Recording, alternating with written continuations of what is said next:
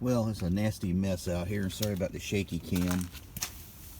And I'm going to try to reach up under the truck here. Here's my sway bar link on my Super Duty. And as you can see, it's missing something. Something is right here. And I think what happened is this nut come loose, worked its way down, and it didn't have anything jamming the threads up inside the other side of the... I'm blocking the camera again. It didn't have anything jamming the threads up inside the female side of it here, and it let it work the threads and pull them out. And I'm absolutely tickled with that great big sway bar. You can see it right there from the fine folks at Hellwig.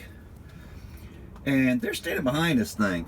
They sent me another sway bar link. I'm not going to be able to put it in today, but I'll go in there and show you a little bit on it, talk about it. But I'm very happy with this sway bar.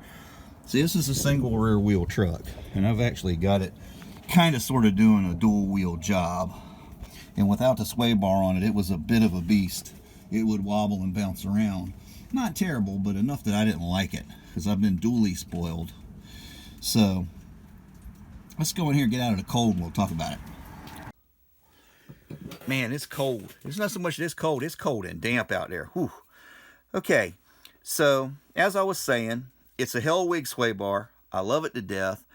What happened was my 7.3 diesel dually laid down on me. It had some brake problems. It had some other things I needed to do to it, and I needed a truck quick. I couldn't find a dually that was in good shape for the money they were asking, so I bought that 2012 F250 regular cab two-wheel drive truck with a 6.2 in it. That truck's great. I love it to death, and it starts when it's cold without being plugged in. So the only thing I had that kind of bothered me with it was with the 24-foot race car trailer on the back of it in a wind, it would buffet a little bit. Well, I'm dually spoiled. So I said, what am I going to do? So I put a little wider tire on it, put a little more air pressure in it, and I went ahead and got me a 1.125" or 1.25", I can't remember which, sway bar from Hellwig, because they were the only ones that showed a sway bar for the two-wheel drive setup. Not that it's that much different than the 4x4 one, but I went ahead and got one for it. Put it on there, made all the difference in the world.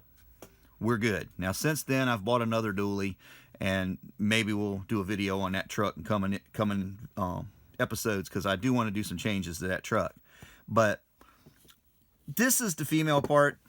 This is the male part. This screws into here. I'm not going to screw these together because I haven't had a chance to clean these threads yet. But I got this one ready to go. Now, this one, I think I need to move it around a little bit. But what I think happened on mine was this nut come loose and came down to here.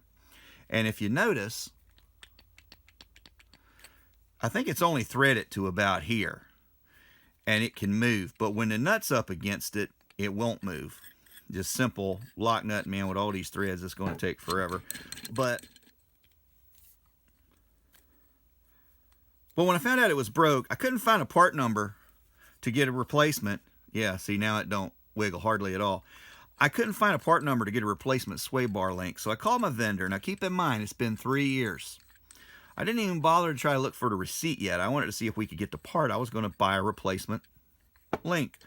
So he says, you know, let me call out to Hellwig. If you haven't already done it, I'll see what I can do. Well, what they did was sent me a box with 2 of them in it and apologized for the inconvenience. And I got to say kudos to them and thank you so much for standing behind your product. It's made a world of difference in my truck. This is not a sponsored video, by the way. It's made a world of difference in my truck, and I've been very happy with how it performed until it did this.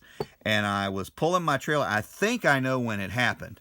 I was pulling my trailer through some pretty rough stuff, and the truck kind of went down and up at the same, and then I heard a pop, and I thought it was the trailer slipping on the ball, and it must have been this snatching apart. And like I say, I'm pretty sure it's where the nut had worked down and it just let it pull apart because it wasn't tight, and you got steel pulling on whatever aluminum alloy forged non-ferrous metal this is, which is good. It gives it a safety point.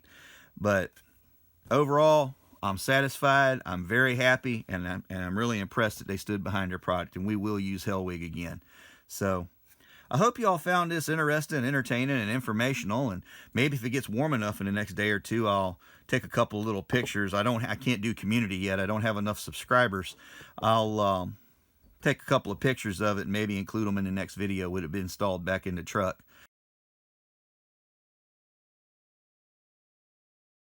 Now there is one little thing, a pointer I'll give, because I ran into this the last time, and I have put a couple more of these sway bars on some other vehicles since I did mine.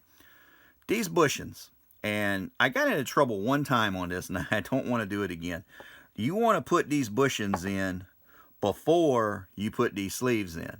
And there are two different size sleeves, so make sure you get them in the right place. And I think the big one goes on this end and the little one goes on this end. And it comes with the lube. Use the lube. It'll go ahead and pop right in there, and then you can press this in behind it. I actually did it without a press a couple of times, but it's easier with the press. Or you can just put a 2x4 on top of it and get on a good piece of wood or the tailgate or whatever you're working on, and give it a good push, and it'll go ahead in there.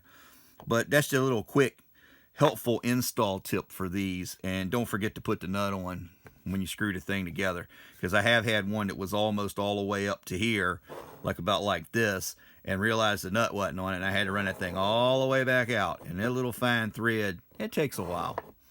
I hope you found it entertaining, interesting, informational. As always, practice your skills, learn a new one. Either way, turn them into craftsmanship. Thanks for watching, and until next time, this has been Fab Race Mod Repeat. Have a great day.